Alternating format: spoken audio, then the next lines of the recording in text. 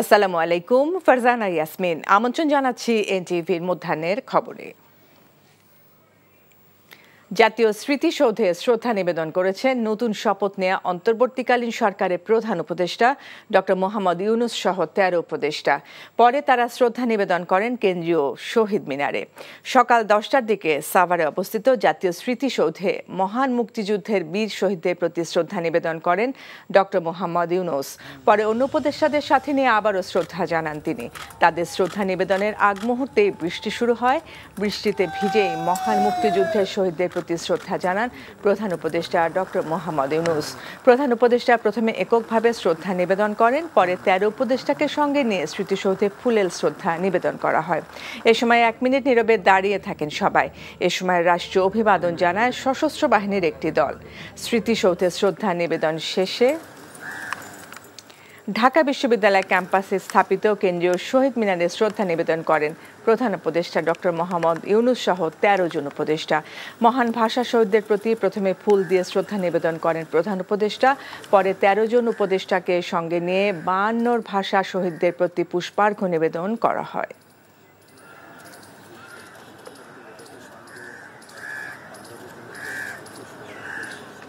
ব্যবসা মন্থর হয়ে গেছে, নানা রকম চ্যালেঞ্জ, ব্যাংক এক্সেলের চ্যালেঞ্জ, অর্থনীতিতে পুনর্জীবিত করতে হবে, মানুষের জীবিকার যে এটা এফেক্ট পড়েছে এটাকে আপনার তাড়াতাড়ি আমাদের ইসে করতে হবে। এটাই সবচেয়ে প্রধান কাজ। তো বললাম আগে তো ল অ্যান্ড অর্ডার, তারপরে অর্থনৈতিক হিসেবে উদ্ধার করতে হবে আমাদের। নতুন সরকার আবির্ভূত হয়েছে, ছাত্রদের নেতৃত্ব জনগণ কিন্তু মেনে নিয়েছে। সেই দিক থেকে আমরা তারুণ্য এবং অভিজ্ঞতার সংমিশ্রণে অন্তর্বর্তীকালীন সরকারটি গঠিত হয়েছে। আমরা আশা করব যে আমাদের যারা সিনিয়র সিটিজেন নাগরিক সমাজ তাদের অভিজ্ঞতা, গ্রহণযোগ্যতা এবং একই সাথে আমাদের যে তারুণ্যের শক্তি, এই উভয় মিলে আমরা বাংলাদেশ রাষ্ট্রটাকে আবার নতুন করে সাজাতে পারি। এর আগে বৃহস্পতিবার রাতে শপথ নিয়েছেন নোবেলজয়ী অর্থনীতিবিদ ডক্টর মোহাম্মদ ইউনূসের নেতৃত্বাধীন ১৭ সদস্যের অন্তর্বর্তীকালীন সরকার। বঙ্গভবনের দরবার হলে তাদের শপথ পড়ান রাষ্ট্রপতি মোহাম্মদ শাহাবুদ্দিন। তবে ঢাকার বাইরে থাকায় ৩ উপদেষ্টা শপথ নিতে পারেননি। শপথ গ্রহণ অনুষ্ঠানে বিভিন্ন রাজনৈতিক দলের নেতৃবৃন্দ, কূটনীতিকগণ ও সুশীল সমাজের প্রতিনিধিরা উপস্থিত ছিলেন। শপথ গ্রহণ শেষে উপদেষ্টারা জানিয়েছেন দুর্নীতিমুক্ত দেশ গঠনই তাদের প্রধান লক্ষ্য। শপথ অনুষ্ঠান শেষে ডক্টর ইউনূস আন্দোলনের সময় আহতদের দেখতে ঢাকা মেডিকেল কলেজ হাসপাতালে যান। রিপোর্ট করছেন নজরানা চৌধুরী। অন্তর্বর্তীকালীন সরকারের প্রধান ডক্টর মোহাম্মদ ইউনূসকে নিয়ে বঙ্গভবনের দরবার হলে প্রবেশ করেন রাষ্ট্রপতি মোহাম্মদ শাহাবুদ্দিন। তার আগেই দরবার হলে উপস্থিত হন বিভিন্ন রাজনৈতিক দলের নেতৃবৃন্দ, ঢাকায় নিযুক্ত বিভিন্ন দেশের কূটনীতিকগণ, ৩ বাহিনী প্রধানগণ সহ নানা পেশার উচ্চপদস্থ কর্মকর্তা, সুশীল সমাজের প্রতিনিধি এবং গণমাধ্যম ব্যক্তিত্বরা। অনুষ্ঠানে বৈষম্য বিরোধী ছাত্র আন্দোলনের প্রথম সারির বেশ কয়েকজন সমন্বয়কও উপস্থিত ছিলেন। জাতীয় সঙ্গীতের মধ্য দিয়ে শুরু হয় শপথ অনুষ্ঠান।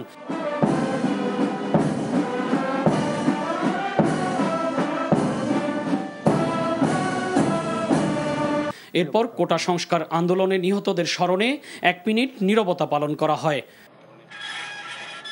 প্রধান উপদেষ্টা পদের শপথ ও গোপনতার শপথ গ্রহণের জন্য প্রথমে অন্তর্বর্তীকালীন সরকারের প্রধান উপদেষ্টা হিসেবে শপথ নেন ডক্টর মোহাম্মদ ইউনূস। রাষ্ট্রপতি তাকে শপথ বাক্য পাঠ করান। আমি মোহাম্মদ ইউনূস সশ্রদ্ধ চিত্তে শপথ গ্রহণ করিতেছি যে আমি আইন অনুযায়ী অন্তর্বর্তীকালীন সরকারের প্রধান উপদেষ্টা পদের কর্তব্য বিশ্বস্ততার সহিত পালন করিব। আমি বাংলাদেশের প্রতি অকৃত্রিম বিশ্বাস ও আনুগত্য পোষণ করিব। আমি সংবিধানের রক্ষণ সমর্থন ও নিরাপত্তা বিধান করিব এবং আমি ভীতি বা অনুগ্রহ অনুরাগ বা বিরাগের বশবর্তী না হইয়া সকলের প্রতি আইন অনুযায়ী যথাবিহিত আচরণ করিব। প্রধান উপদেষ্টার শপথ গ্রহণের পর অন্য উপদেষ্টাদেরও শপথ পড়ান রাষ্ট্রপতি মোহাম্মদ শাহাবুদ্দিন।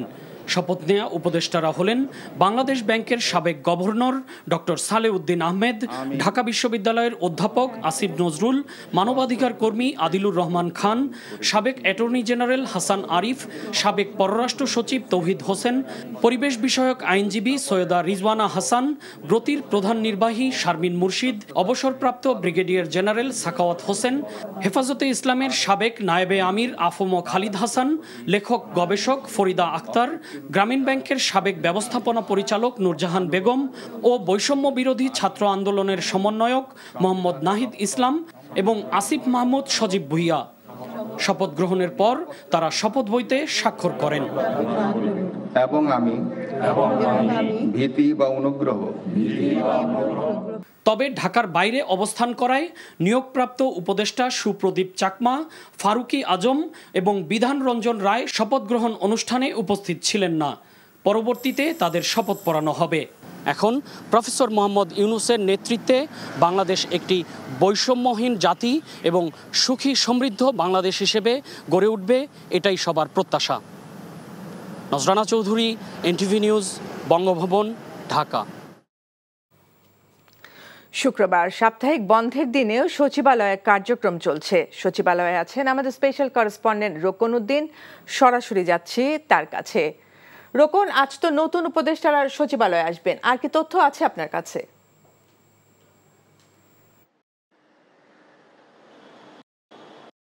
হ্যাঁ ফারজানা, সচিবালয়ে সাধারণত শুক্রবার যে ছুটি থাকে সেই ছুটির মাঝেও কিন্তু আমি দেখেছি বেশ কিছু মন্ত্রণালয়ের বেশ কিছু বিভাগের কর্মকর্তারা কাজে এসেছেন। বিশেষ করে আপনাকে যদি বলি, মন্ত্রিপরিষদ বিভাগে কিন্তু আমরা দেখে এসেছি যে অনেক কর্মকর্তাই এখনও ব্যস্ত আছেন, তারা কাজ করছেন। এছাড়া গুরুত্বপূর্ণ যে মন্ত্রণালয়গুলো আছে সেখানেও আমরা দেখেছি বেশ কিছু কর্মকর্তারা এসেছেন, তারা কাজ করছেন। অর্থাৎ ছুটির দিন হলেও যে বিষয়টি দেখা যায় যে ছুটির দিনে আসলে এখানে কেউ আসেন না বা বিশেষ কোনো কার্যক্রম ছাড়া এখানে খোলা থাকে না, সেটি আসলে না, আজকে খোলাও আছে। আপনি নিশ্চয়ই দেখতে পাচ্ছেন যে বেশ কিছু গাড়িও এখানে প্রবেশ করেছে। এগুলো সবই সচিবালয়ে থাকা বিভিন্ন কর্মকর্তাদের, তারা এসেছেন আসলে। আর আপনাকে যদি সচিবালয়ের প্রবেশ মুখ থেকে বলি, সচিবালয়ের প্রবেশ মুখে আসলে আজকেও সেনারা সেই প্রবেশ নিয়ন্ত্রণ করছেন, কে ঢুকতে পারবেন কে ঢুকতে পারবেন না। কিন্তু তাদের সাথে আজকে আমি দেখেছি কিছু আনসার সদস্য আছেন, তারাও আসলে সেখানে দায়িত্ব পালন করছেন, কিন্তু মূল দায়িত্বটা পালন করছেন সেনা সদস্যরাই। এবং সচিবালয়ে যে কটি গেট আছে তার মাঝে একটি গেটই খোলা রাখা হয়েছে এবং তারা সেখানে দায়িত্ব পালন করছেন। আর এই সচিবালয়ে মন্ত্রীদের বসার যে কক্ষগুলো ছিল, মন্ত্রী প্রতিমন্ত্রী মিলিয়ে 40-এর উপরে কক্ষ আছে, কিন্তু এখন গতকাল থেকেই সংস্কার করা শুরু হয়েছে যে মন্ত্রীদের বসার যে কক্ষগুলো সেটি।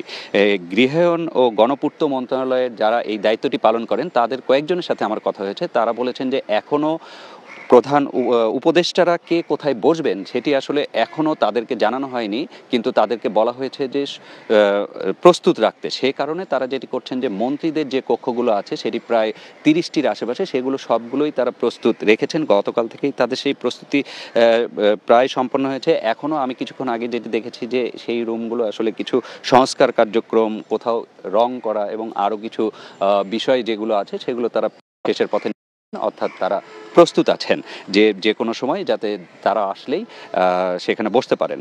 আরেকটি বিষয় হলো যে উপদেষ্টারা শপথ গ্রহণ করলেও তাদের যে পোর্টফোলিও, অর্থাৎ তারা কে কোন দপ্তর পাবেন সেটি কিন্তু এখনও বন্টন করা হয়নি। তো সে বিষয়ে আসলে মন্ত্রিপরিষদ বিভাগ কাজ করছে, কিন্তু আমরা জানতে পেরেছি যে মাননীয় প্রধান উপদেষ্টা যিনি ডক্টর মোহাম্মদ ইউনূস, তিনিই আসলে এটি নির্ধারণ করবেন যে কে কোন দপ্তর পাবেন। সেটি নিয়ে এখনও একদম যে সবাই নিশ্চিত হয়ে গেছেন বা দেবার মতো অবস্থায় আছেন, প্রজ্ঞাপন দেবার মতো সেই অবস্থায় এখনো যায়নি, যেটি আমরা জানতে পেরেছি। তবে তাদের প্রস্তুতি আছে, যে কোনো সময় তারা যখনই জানতে পারবেন যে কে কোন মন্ত্রণালয় পাচ্ছে সেটি মন্ত্রিপরিষদ বিভাগের পক্ষ থেকে জানিয়ে দেওয়া হবে, এটি আমরা জানতে পেরেছি এবং সেগুলো নিয়ে আসলে কাজ হচ্ছে। এবং সচিবালয়ে আমরা যেটি দেখতে পাচ্ছি যে আজকে ছুটির দিন হলেও বিভিন্ন মন্ত্রণালয়ের বিভিন্ন বিভাগের কর্মকর্তারা এসেছেন এবং তারা কাজ করে যাচ্ছেন। কিছু মিলিয়ে যদি বলি যে নতুন যে সরকার গঠন হলো, নতুন অন্তর্বর্তীকালীন সরকার, সেখানে যারা উপদেষ্টা আছেন তাদের সাথে সাথে আর যারা যারা তাদের সাথে কাজ করবেন সবার জন্য আসলে এক ধরনের প্রস্তুতির যে বিষয় আছে সেই বিষয়টি নিয়ে কাজ চলছে। এবং এখানে সবসময় যেটি আমরা দেখি যে নতুন সরকার আসলে সেটির সাথে সাথে আসলে সচিবালয় কেন্দ্রিক কিছু ব্যস্ততা থাকে, সচিবালয় কেন্দ্রিক কিছু পরিবর্তন হয়, সেগুলো সব কিছুই হচ্ছে। আজকে বিভাগে শুধু যে এই যারা দায়িত্ব নেবেন তাদের বিষয়টি নিয়ে কাজ হচ্ছে সেটি না, এছাড়া আরও কিছু বিষয় আছে, যেমন হয়তো কারো মন্ত্রণালয় বা বিভাগ বা দপ্তর পরিবর্তন বা এ ধরনের আর কি কিছু বিষয় থাকে, যারা বিভিন্ন এতদিন দায়িত্বে ছিলেন তাদেরকে আসলে বিভিন্ন জায়গায় দেওয়া হচ্ছে, সেই বিষয়েও কিছুক্ষণ পর পর সরকারি নির্বাহী আদেশ বা প্রজ্ঞাপন দেওয়া হচ্ছে, সেটিও এখানে প্রস্তুত করা হচ্ছে। আরেকটি বিষয় আপনাকে জানিয়ে রাখি, আমরা যেটি জানতে পেরেছি যে চুক্তিভিত্তিক নিয়োগ ছিল আসলে অনেক, সেই চুক্তিভিত্তিক নিয়োগগুলো হয়তো ধীরে ধীরে সেটি বাতিল করা হবে, এটি আমরা জানতে পেরেছি এবং সেগুলো নিয়েও মন্ত্রিপরিষদ বিভাগে কাজ চলছে। ফারজানা। সচিবালয় থেকে যুক্ত ছিলেন রোকন উদ্দিন। তেজগাঁও ও শেরেবাংলানগর থানা সহ রাজধানীর ৩০টির মতো থানার কার্যক্রম স্বল্প পরিসরে শুরু হয়েছে। সকালে তেজগাঁও থানার কার্যক্রমের উদ্বোধন করা হয়। এ সময় তেজগাঁও জোনের ডিসি ও সংশ্লিষ্ট থানার ভারপ্রাপ্ত কর্মকর্তা উপস্থিত ছিলেন। এছাড়া থানাটিকে বিক্ষোভের হাত থেকে রক্ষা করার জন্য সেনাবাহিনীর সদস্যরাও সে সময় তাদের পাশে ছিলেন। তারা বলেন, দেশের সব থানায় পুলিশের কার্যক্রমে সেনাবাহিনীর সহযোগিতা করে যাবে। তেজগাঁওয়ের ডিসি জানান, ভীতিকর অবস্থা কাটিয়ে উঠতে পেরেছে, আস্তে আস্তে পুলিশ সদস্যরা থানায় আসতে শুরু করেছে। জনগণকে সব দুঃখ বেদনা ক্ষোভ ভুলে পুলিশকে সহযোগিতা করার আহ্বানও জানানো হয়।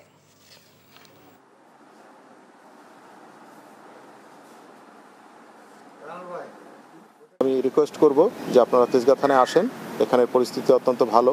এখানে সকাল থেকে আমরা জিটি ওপেন করেছি এবং সামগ্রিক পুলিশিং যত কার্যক্রম এখন থেকে আমরা এখানে শুরু করব এবং সব ধরনের যে জনগণের যে সহায়তা, পুলিশি সহায়তা আমরা এখান থেকে প্রদান করব।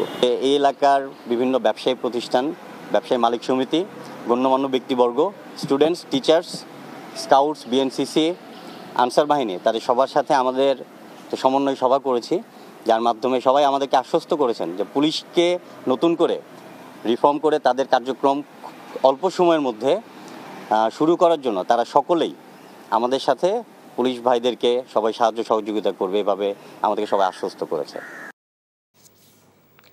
নতুন অন্তর্বর্তীকালীন সরকার গঠনের পর রাজধানীর বাজারগুলোতে পণ্য সরবরাহ স্বাভাবিক হয়েছে। এই মুহূর্তে রাজধানীর কারওয়ান বাজারে আছেন সিনিয়র করেসপন্ডেন্ট হাসানুল শাওন, যাচ্ছি তার কাছে। শাওন, বাজার পরিস্থিতি আজ কেমন দেখছেন? আর শিক্ষার্থীরা যে বাজার মনিটরিং এর জন্য নামার কথা ছিল, তারা কি সেই কাজ শুরু করেছেন?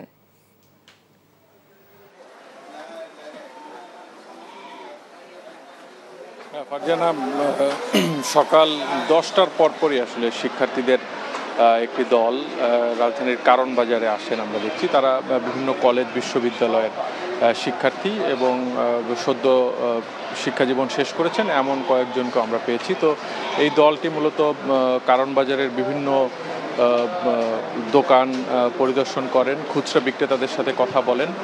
তো আমরা তাদের সাথে কথা বলে যেটি জানতে পেরেছি যে অনেক ব্যবসায়ী তাদেরকে বিভিন্ন তথ্য দিচ্ছেন, আবার অনেকে সহযোগিতা করতে চাচ্ছেন না, এমন একটা মিশ্র প্রতিক্রিয়ার মধ্যেতেই আসলে প্রথম দিনের মতো তারা বাজার পরিদর্শন করছেন। তো তারা যেটি বলছেন যে তাদের এই বাজার মনিটরিং বা পর্যবেক্ষণ যেটি বলা হোক, এটির মূল উদ্দেশ্য হচ্ছে আসলে বাজারের নিত্যপণ্যের দাম যে দীর্ঘদিন ধরেই একটি উচ্চ অবস্থানে আছে, মানে সেটির কারণগুলো তারা আসলে চিহ্নিত করার চেষ্টা করছেন। বিশেষ করে যেই সিন্ডিকেটের কথা বলা হয় বা শোনা যায় সবসময়, সেই সিন্ডিকেট আসলে কিভাবে বাজার নিয়ন্ত্রণ করেন এবং চাঁদাবাজি সহ বিভিন্ন কারণে যে দ্রব্যমূল্য বেড়ে যাচ্ছে বাজারগুলোতে, সেই কারণগুলো তারা আসলে চিহ্নিত করার চেষ্টা করছেন এবং তারা খুব বলিষ্ঠভাবে বলছেন যে প্রাথমিকভাবে আসলে তারা এই পর্যবেক্ষণ শুরু করেছেন। সেক্ষেত্রে তারা একটি বিষয় পরিষ্কার করেছেন যে কারো বিরুদ্ধে তো আসলে আইনি কোনো পদক্ষেপ নেওয়ার রাইটস তাদের নেই, বাট তারা এটি চেষ্টা করবেন যে বাজারের সমস্যাগুলো চিহ্নিত করে সেটির যাতে সমাধান হয় সেই উদ্যোগ নেবেন। তো সেই প্রাথমিক যাত্রাটি তারা শুরু করলেন। সেক্ষেত্রে সবার আগে চাঁদাবাজি, সিন্ডিকেট এবং আমরা অনেক দোকানে দেখেছি যে বিক্রেতাদের সাথে তাদের বাকবিতণ্ডাও হচ্ছে, সেক্ষেত্রে বিক্রেতারা তাদেরকে পাকা রসিদ দেখাতে পারছেন না। তো তারা যেটি বলছেন যে এই বিষয়গুলো আসলে নিশ্চিত করতে হবে, সিন্ডিকেট মুক্ত বাজার করতে হবে, তাহলে সাধারণ মানুষের মধ্যে আসলে স্বস্তি ফিরে আসবে। তো সেই উদ্দেশ্য নিয়ে আসলে তারা আজকে প্রথম দিনের মতো আমরা এই রাজধানীর কারণ বাজারে তাদের দেখেছি। আর নিত্যপণ্যের যদি বলি, আমরা দেখছি যে বাজারে নতুন করে কিন্তু আরেক দফা চালের দাম বাড়তির দিকে। পণ্য পরিবহন এবং বাজারে সব ধরনের পণ্যের সরবরাহ পর্যাপ্ত আছে এবং খুবই স্বাভাবিক এখন, কিন্তু চালের দাম আমরা যেটি দেখছি যে মিনিকেটের দাম বা আটাশ সবগুলো চালের দামই কেজিতে 2 টাকার মতো আমরা নতুন করে বাড়তে দেখছি। মিনিকেট আজকে 72 টাকায় বিক্রি হচ্ছে কারণ বাজারে, আর আটাশ চাল যেটি এতদিন 54 টাকা ছিল সেটি আজকে 56-57 টাকাও কোনো কোনো দোকানে বিক্রি হতে দেখছি। আর একদমই কম আয়ের মানুষ যে স্বর্ণা চালটি খান, সেই স্বর্ণা চালের দামও আমরা দেখছি যে কেজিতে 2 টাকার মতো বেড়ে 52-53 টাকায় বিক্রি হচ্ছে, যেটি সবসময় 50 টাকার কমে আমরা দেখতাম বাজারে। আর এর বাইরে পেঁয়াজের দাম সেটিও অনেকদিন ধরেই ঊর্ধ্বমুখী এবং আজকেও আমরা দেখছি যে দেশি পেঁয়াজের দাম 110 টাকা কেজি দরে বিক্রি হচ্ছে। তো সবজির দামও কিছুটা বাড়তি। তো সব মিলে আসলে সাধারণ মানুষের সাথে আমরা কথা বলে যেটি বুঝতে পারছি, তারা এই অন্তর্বর্তীকালীন নতুন যে সরকার, সেই সরকারের কাছে তাদের প্রত্যাশা জানিয়েছেন যে যাতে এই দীর্ঘদিন ধরে অস্থিরতার মধ্যে থাকা এই বাজার যেন সরকারের নিয়ন্ত্রণে থাকে। তো ফারজানা, এই ছিল আসলে বাজারের সবশেষ অবস্থা। আমরা জানছিলাম বাজার পরিস্থিতির খবর। সবাইকে নিয়ে ঐক্যবদ্ধভাবে নতুন বাংলাদেশ গড়ার আহ্বান জানিয়েছে বিএনপি চেয়ারপারসনের গুলশান কার্যালয়ে জাতিসংঘের আবাসিক প্রতিনিধি গোয়েন লুইয়ের সাথে বিএনপি মহাসচিব মির্জা ফখরুল ইসলাম আলমগীরের নেতৃত্বে দলের প্রতিনিধিদের বৈঠক শেষে সাংবাদিকদের একথা বলেন দলের স্থায়ী কমিটির সদস্য আমির খসরু মাহমুদ চৌধুরী। তিনি বলেন, বাংলাদেশের মানবাধিকার ও গণতন্ত্র নিয়ে উন্নয়ন সহযোগীদের শঙ্কা কেটে গেছে। ইউনাইটেড নেশনসের একটা বড় ধরনের সমর্থন ছিল বাংলাদেশের মানুষের হিউম্যান রাইটস ফিরিয়ে আনা, বাংলাদেশের উন্নয়ন পার্টনার যারা আছে তারা বাংলাদেশের আগামী দিনের ভবিষ্যৎ কী হবে সেটা নিয়ে সকলের মধ্যে একটা দ্বিধাদ্বন্দ্ব ছিল। আজকে সকলের সেই সংখ্যা কেটে গেছে এবং সেই সংখ্যা কেটে আগামী দিনের বাংলাদেশ আমরা সকলে মিলে কিভাবে করব, আমরা সবাই মিলে আগামী দিনে বাংলাদেশ কিভাবে করব, আমাদের পার্টনাররা UN is a major partner এবং তাদের সমর্থন প্রয়োজন আছে এবং তারা সেই সমর্থন দিতে রাজি আছে এবং সবাইকে নিয়ে কাজ করতে রাজি আছে। আমরা সবাই মিলে একটা নতুন বাংলাদেশ করব আগামী দিনে। অন্তর্বর্তীকালীন সরকারকে অভিনন্দন জানিয়ে জাতীয় পার্টির মহাসচিব মুজিবুল হক চুন্নু আশা করেন দেশের আইন শৃঙ্খলা পরিস্থিতি স্বাভাবিক অবস্থায় ফেরাতে কাজ করবে নতুন সরকার। এ সময় সব হত্যারও বিচার দাবি করেন তিনি। সকালে বনানীতে এক সংবাদ সম্মেলনে মুজিবুল হক চুন্নু এসব দাবি জানান। পুলিশ বাহিনীকে অবিলম্বে তাদের যৌক্তিক দাবি পূরণ করে আইন শৃঙ্খলা রক্ষা করার ব্যবস্থা করা হোক। আন্দোলনে যে সকল ছাত্র জনতা শহীদ হয়েছে তাদের পরিবারকে ক্ষতিপূরণ এবং একই সাথে বিভিন্ন থানা আক্রমণ করে পুলিশ বাহিনীর সদস্যদেরকে যারা অন্যায়ভাবে হত্যা করেছে তাদেরকেও এবং লুটপাট করেছে তাদেরকেও আইনের আওতায় আনা হোক। বাংলাদেশের নতুন অন্তর্বর্তীকালীন সরকারের প্রধান ডক্টর মোহাম্মদ ইউনূসকে স্বাগত জানিয়েছে যুক্তরাষ্ট্র, ইউরোপীয় ইউনিয়ন, সৌদি আরব, পাকিস্তান ও ভারত। মার্কিন পররাষ্ট্র দপ্তরের মুখপাত্র ম্যাথিউ মিলার এই অভিনন্দন বার্তা জানিয়ে বলেছেন, অন্তর্বর্তীকালীন সরকার এবং ডক্টর ইউনূস বাংলাদেশের জনগণের জন্য গণতান্ত্রিক ভবিষ্যৎ তৈরি করতে চায়। তাই অন্তর্বর্তীকালীন সরকার ও ডক্টর ইউনূসের সাথে তারা কাজ করতে প্রস্তুত। এছাড়া যুক্তরাষ্ট্রের সর্বোচ্চ পদমর্যাদার কূটনীতিক হেলেন লাফাভে শপথ অনুষ্ঠানে যোগ দিয়েছিলেন বলেও জানান মিলার। এদিকে ইউরোপীয় ইউনিয়নের পররাষ্ট্রনীতি বিষয়ক প্রধান জোসেফ বোরেল বলেছেন, ইইউ বাংলাদেশের নতুন সরকারের সাথে কাজ করতে প্রস্তুত। অন্যদিকে ডক্টর মোহাম্মদ ইউনূসকে ভারতের প্রধানমন্ত্রী নরেন্দ্র মোদীও শুভকামনা জানিয়েছেন। লিখেছেন, বাংলাদেশে খুব দ্রুতই স্বাভাবিক পরিস্থিতি ফিরে আসবে বলে আশা করেন তিনি। এছাড়া পাকিস্তানের প্রধানমন্ত্রী শাহবাজ শরীফও অভিনন্দন জানিয়েছেন এবং বাংলাদেশ ও পাকিস্তানের সহযোগিতামূলক সম্পর্ক আরও এগিয়ে নেওয়ার প্রত্যাশা জানিয়েছেন। এই ছিল মধ্যাহ্নের খবরে। এই খবরের ভিডিও সহ আপডেট জানতে ভিজিট করুন এনটিভি অনলাইন www.ntvbd.com। এছাড়াও এনটিভি জনপ্রিয় সব অনুষ্ঠান ও খবরের আপডেট জানতে ভিজিট করুন আমাদের ইউটিউব ও ভেরিফাইড ফেসবুক পেজ। 2টায় দুপুরের খবর দেখার আমন্ত্রণ রইল। ধন্যবাদ সবাইকে।